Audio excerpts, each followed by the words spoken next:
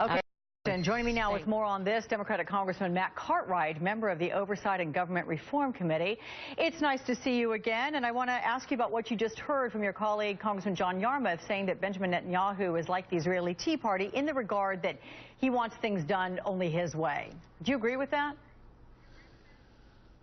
That might be a bit strong, although I have to say I have the deepest respect for John Yarmuth. He's really been one of my mentors as a freshman congressman. Really what you want to do is you want to wait and see what the details of any arrangement are when they come out and then comment on them. Certainly our support for Israel has to be unwavering. Students of history don't have to look back far.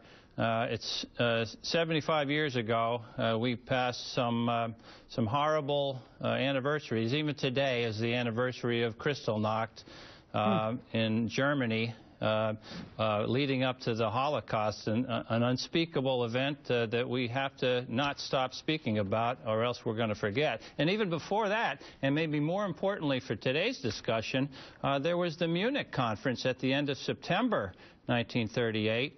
You know, when Neville Chamberlain flew to Munich, I think it was his third time flying there, meeting with Hitler, and receiving assurances and coming away with a deal that history has reviled as appeasement. It's a satisfaction and a comfort to me that smart people like John Kerry are in Geneva, and they remember follies like that happened in the past. I'm very glad for your historical perspective. Thanks for that. But with regard to the negotiations underway and the possibility of easing sanctions with Iran, where do you stand on that? Well, obviously, we have to take a firm view of it. I understand that two sticking points are, number one, reducing the Iranian stockpile of enriched uranium from 20% down to 5%. That's important. There's also a nuclear research facility at a place called Arak, which is capable, apparently, of producing weapons-grade plutonium. Very important, obviously, to shutter that facility as part of any arrangement. And I understand there's pushback going on from the Iranian foreign minister about that. But again, I'm encouraged because we have participation of France, Germany, Great Britain. We have Catherine Ashton from the EU there. Lady Ashton met, I understand, for 5 hours last night with the Iranian foreign minister and Secretary Kerry. So it's good to see that they're working hard on this. But as far as commenting on the deal, we have to see what the details are before we do that. Absolutely good point there. All right, let's switch gears right now, sir. We're going to talk about the jobs report with you as the unemployment rate ticked up 0.1% to 7.3%. That said, 204,000 new jobs were added. So to what do you attribute those new jobs? Right. It's one of these end-of-the-month results comments, and, you know, it's hard to look at statistics like this and say, well, that proves that the Democrats are right or the Republicans are right.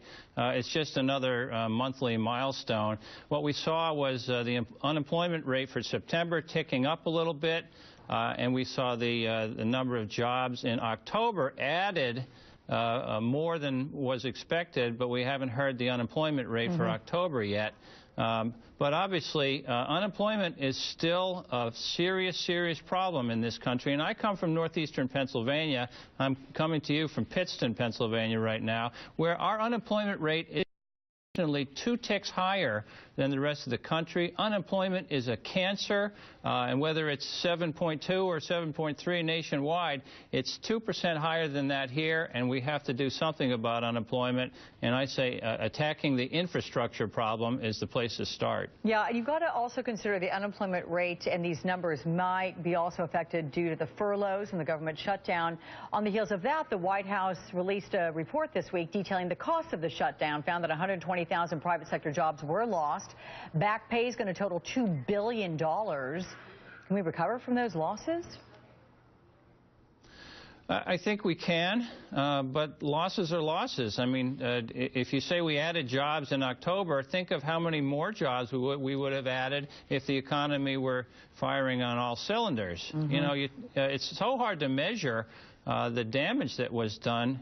You take the national parks. I was talking to a fellow who lives right outside the Great Smoky Mountain National Park.